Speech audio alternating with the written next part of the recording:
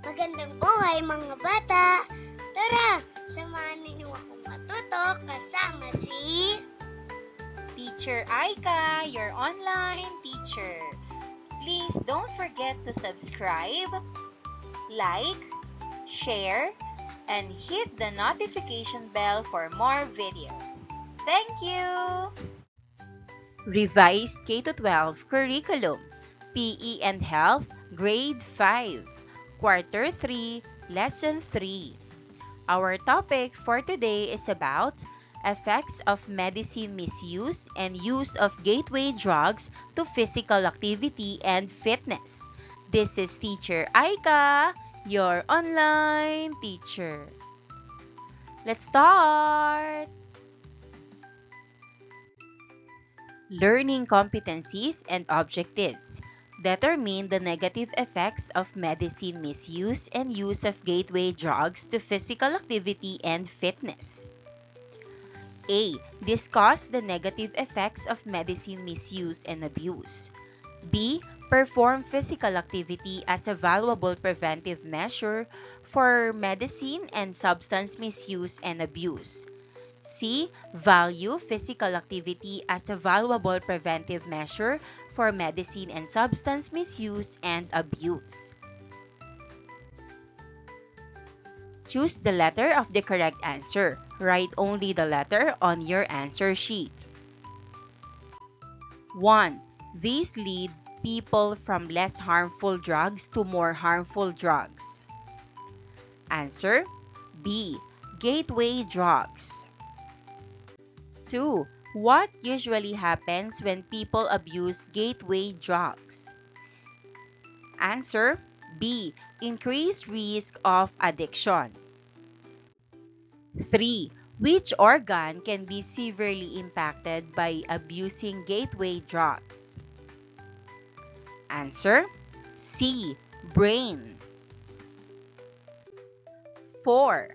What is a potential consequence of abusing gateway drugs in teenagers? Answer C. Impaired brain development.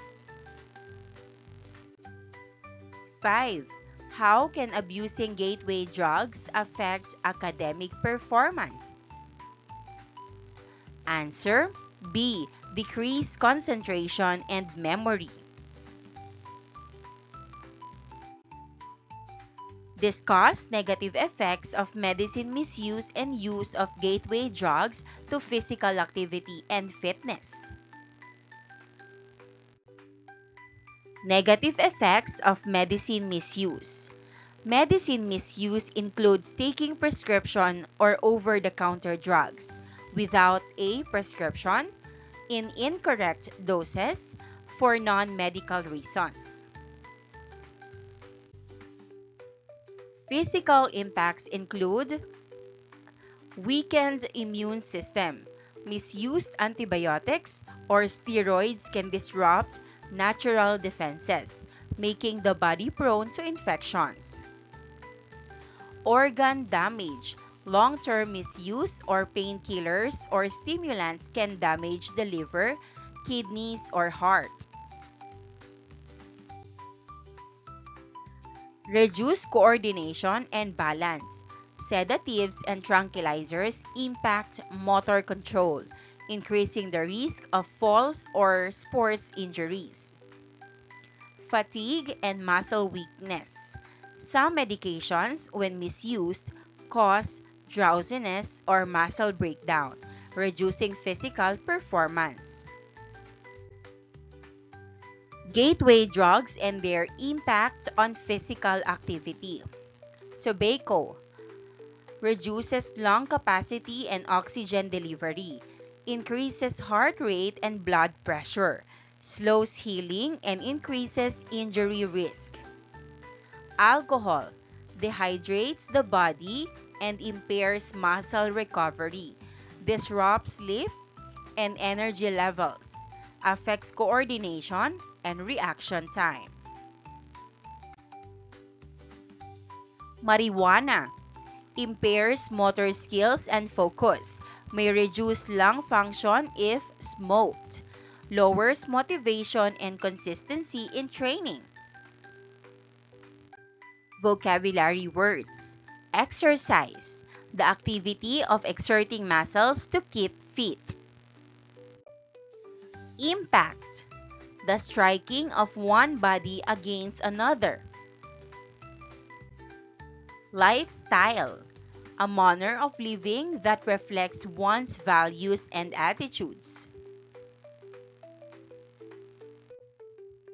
Subtopic number 1, negative effects. Examples, impaired physical. Activity 1, say no to drug abuse. Instruction, list 2 things you would say if someone asks you to take drugs, and list 2 things you would say if someone asks you to take drugs.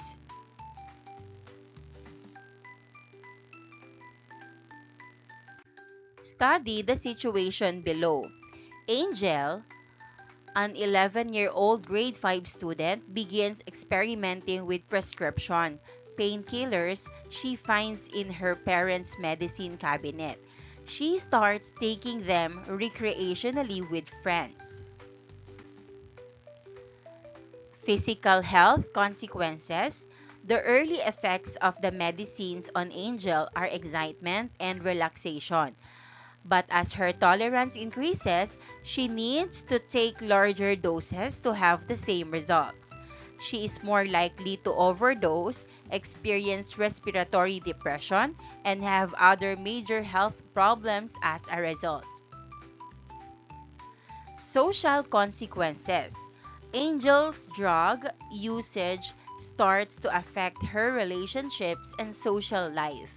She begins to ignore her duties at home and at school, which causes her to get into arguments with her parents and teachers. Her friends who abstain from drugs start to worry about her health and move away from her. Mental health effects. Angel eventually develops a psychological dependence on the painkillers as a coping mechanism for tension and unpleasant feelings. When she is unable to get the medicines, she could suffer from anxiety, depression, and mood swings, which could have an impact on the relationship and academic performance. Gateway to other drugs. Angel grows more and more dependent on painkillers. So when her supply runs out, she looks for alternative ways to get the same benefits.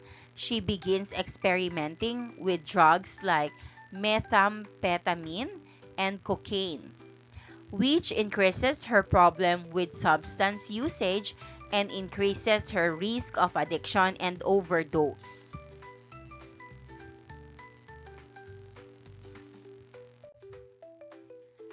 Misuse of medications and the use of gateway substances can have serious, varied impacts on fitness and physical activity.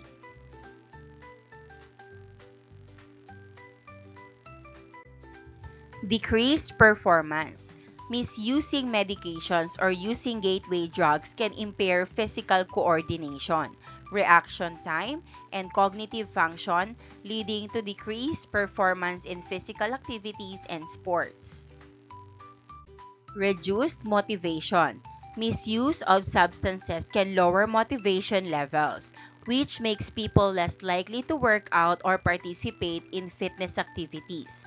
This deficiency of motivation can lead to a sedentary lifestyle and decreased levels of general fitness.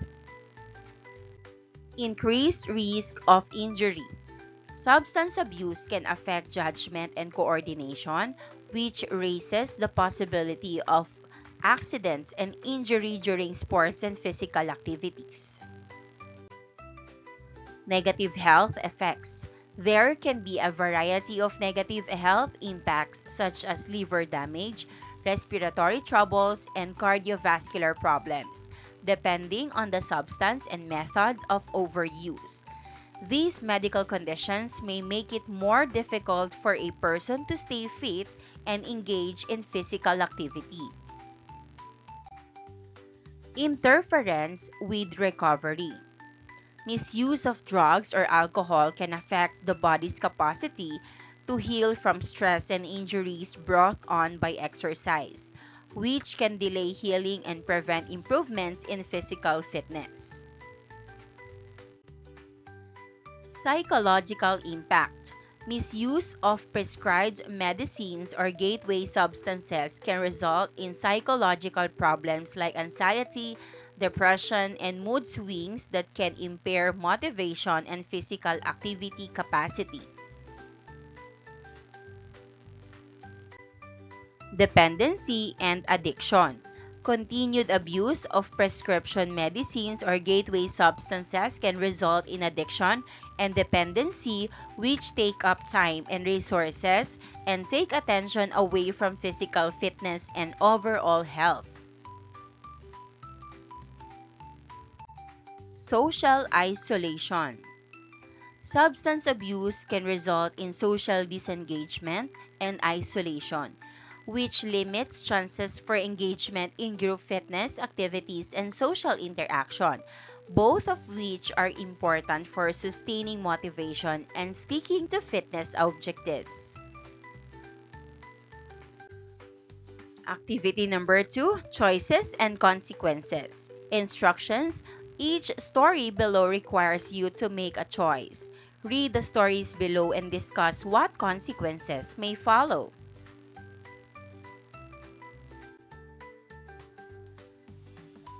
Choices and consequences. Every choice has a consequence, either positive or negative. Even trying tobacco, alcohol, or other drugs has consequences.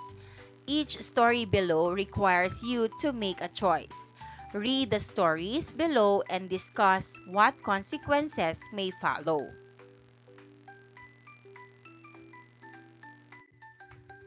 Suppose you and your older cousin are hanging out. Some people at school talk about your cousin smoking weed and he asks you what you think about it. Before you know it, your cousin is lighting a joint and passing it to you. You can refuse or accept the joint. What are the consequences of each choice? Answer. If you refuse the joint, you protect your health by avoiding harmful substances that can affect your brain and body. If you accept the joint, you risk damaging your health, especially your lungs, memory, and ability to concentrate.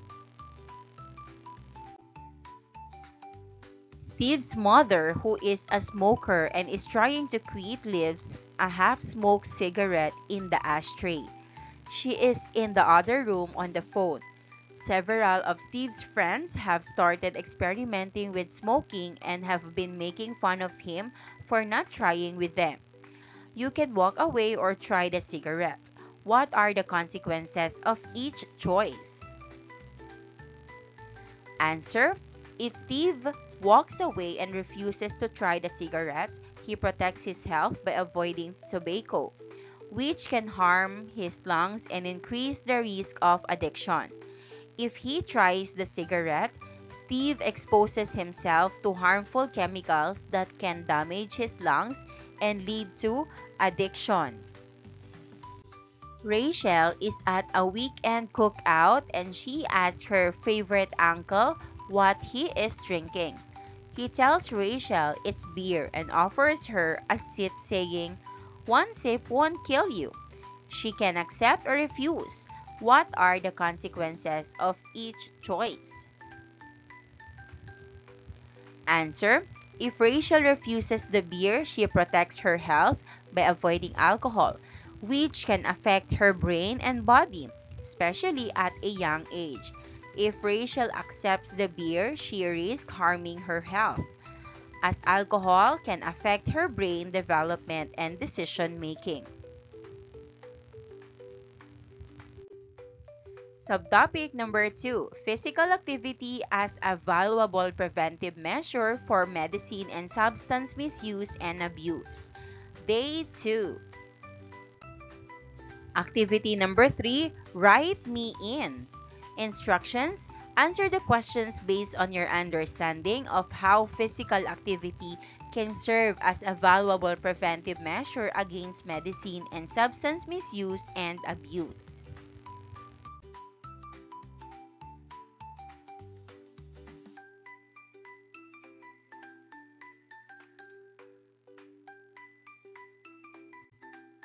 Let's answer. Define physical activity. Physical activity is any movement of the body that uses energy. It includes exercises, sports, and everyday activities like walking, dancing, or playing that help improve physical fitness and overall health. List 3 types of physical activities you enjoy or would you like to try. Sample answers: dancing, swimming, and playing volleyball. Explain how participating in group fitness activities or team sports can offer social support and protects against substance misuse. Example answer: joining group fitness activities or team sports helps build friendships and a sense of belonging. When people feel supported by teammates and coaches, they are less likely to feel lonely or stressed. This positive environment encourages healthy habits and can reduce the temptation to use harmful substances. Being part of a team also teaches discipline, responsibility, and how to cope with challenges in a safe and supportive way. Exercises that can help, such as aerobics or cardio. Exercises get your heart rate up for a sustained period. That includes such as walking, running, swimming, boxing, hiking, light gardening, dancing, and water aerobics. Regular physical activity is thought by experts to be a healthy substitute for addictive substances. This is due to the fact that misused medicines and physical activity activate similar brain parts. Both of these start your reward system, which releases dopamine and serotonin, feel-good chemicals.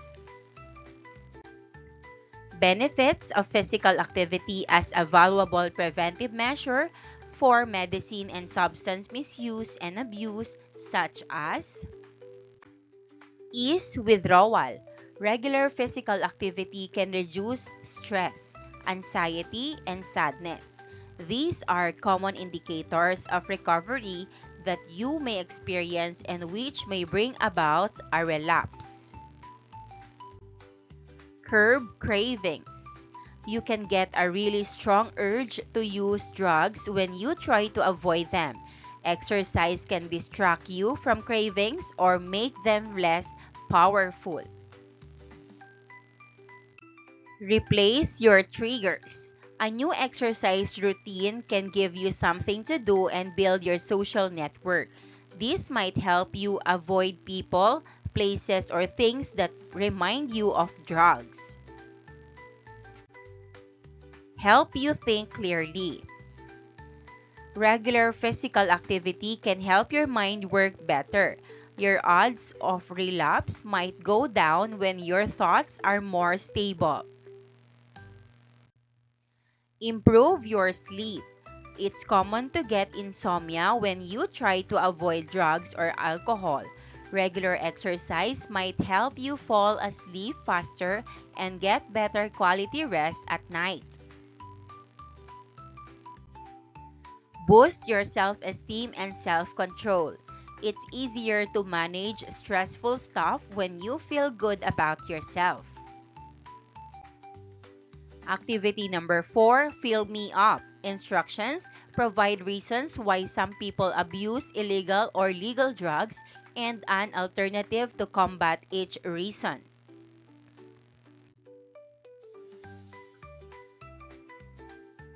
Let's answer. First, stress or problems at home. Alternative, share your feelings with family or a guidance counselor. Second, curiosity. Talk to a trusted adult or join a hobby you like. Third, peer pressure. Choose friends who have good habits. Fourth, loneliness. Join school groups or spend time with supportive friends. Fifth, wanting to fit in. Be confident and surround yourself with people who accept you. Learners' takeaways. Activity number 5, exit ticket. Write a negative physical or body, psychological or mind, and social relationships with others. Effect of drug use. Write a concluding statement why you will not abuse drugs. Physical, drug use can damage the heart, lungs, and muscles, making it harder to stay active and fit. Psychological, it can affect memory, focus, and decision making, leading to poor performance in school and sports. Social, drug use can cause conflict with family and friends and may lead to isolation or loss of trust. I will not abuse drugs because I value my health, dreams, and relationships. Staying drug-free helps me live a strong, happy, and purposeful life. Activity number 6, carousel activity, impact of drug abuse. For each section, write at least 3 ways drug use can impact this category. Family. 1. Causes stress and conflict among family members. 2. Breaks trust and damages relationships. 3. Leads to financial problems and emotional pain. Friends. 1. Can lead to peer pressure and risky behavior. 2. Weakens friendships due to dishonesty or unreliability. 3. May cause isolation or rejection from healthy peers. Society. 1. Increases crime and unsafe environments. 2. Adds burden to healthcare and law enforcement systems. 3. Reduces productivity and community well-being. Health. 1. Damages organs like the brain, heart, and liver. 2. Weakens the immune system and physical fitness. 3. Increases risk of overdose, addiction, and mental illness. Education. 1. Affects memory, focus, and academic performance. 2. Leads to absenteeism and dropping out. 3. Reduces motivation and future opportunities. Future. 1. Limits career options and life goals. 2. Can result in legal trouble and a criminal record. 3. Destroys dreams and potential for a better life. Answer the following questions. 1. Can drugs be helpful? How? Answer: yes. Some drugs can be helpful when they are medicine prescribed by a doctor. They help treat sickness, reduce pain, and make a person feel better. 2. What are the consequences of taking an illegal or legal drug inappropriately? Answer: taking illegal or legal drugs in a wrong way can lead to addiction, health problems, poor judgment, and difficulty focusing in school. It can also harm the brain and affect a person's behavior. Formative assessment. Let's have a quiz. Instructions: read and answer the questions carefully. 1. What is physical activity? Answer: B. Any bodily movement that requires energy expenditure. 2. Which of the following is not a type of physical activity? Answer: B. Reading. 3. How can engaging in regular physical activity promote mental well-being? Answer B. By releasing endorphins and reducing depression. 4. How does leading a healthy lifestyle contribute to preventing substance misuse and abuse? Answer B. By prioritizing fitness and overall well-being. 5. Which of the following is an example of physical activity serving as an alternative coping mechanism? Answer B. Going for a run to release tension. 6. How does participating in group fitness activities or team sports protect against substance misuse? Answer B. By providing social support and a sense of belonging. 7. What role does improved self-esteem and confidence play in preventing substance misuse? Answer B. They decrease the desire for school acceptance. 8. How can physical activity occupy one's time and energy to prevent substance misuse? Answer B. By providing productive and healthy outlets. 9. True or false? Engaging in physical activity can reduce the need for coping mechanisms such as drugs or alcohol. Answer: true. 10. True or false? Medicine is a healthy substitute for addictive substances. Answer: false. Maraming salamat sa panonood.